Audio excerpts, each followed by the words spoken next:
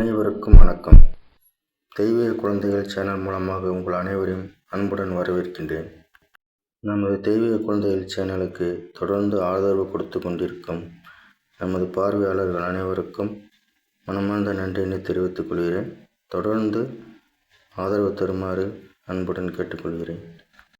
நம்ம சேனலுக்கு புதுசாக வந்திருக்கிறவங்க நம்ம சேனலை சப்ஸ்கிரைப் பண்ணி வச்சுக்கோங்க.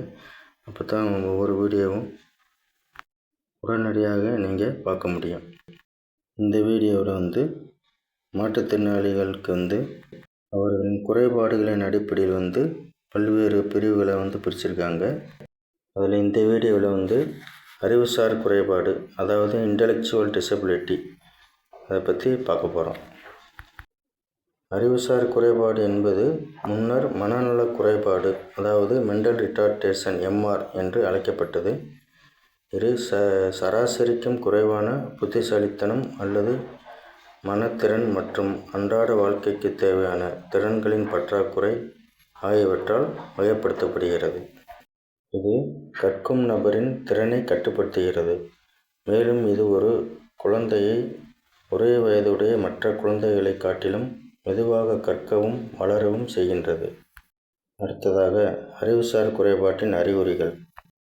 ஒரே வயதுடைய மற்ற குழந்தைகளோட வளர்ச்சி குறைவாக இருத்தல். அடுத்ததாக, பிறர் உதவியின்றி அன்றாட வேலைகளை செய்வதில் சிரமம் ஏற்படுதல். 3. குழந்தைகளுடன் விளையாடுவதையே விரும்புதல்.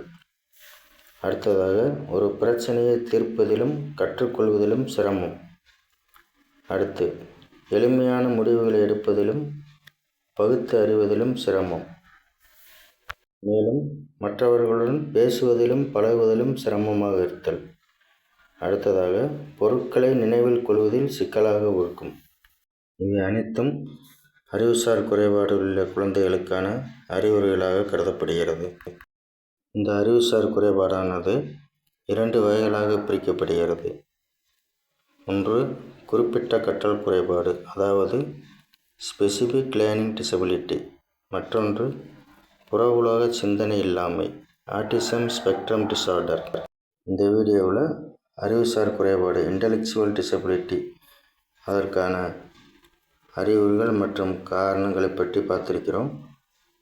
அடுத்த வீடியோவில் இதன் வகைகளை பற்றி விரிவாக காணலாம். இந்த பதிவானது அனைவருக்கும் பயனுள்ளதாக இருக்கும் என்று நம்புகிறேன். இந்த வீடியோ உங்களுக்கு பிடிச்சிருந்தால் லைக் பண்ணுங்கள், ஷேர் பண்ணுங்கள், சப்ஸ்கிரைப் பண்ணுங்கள்.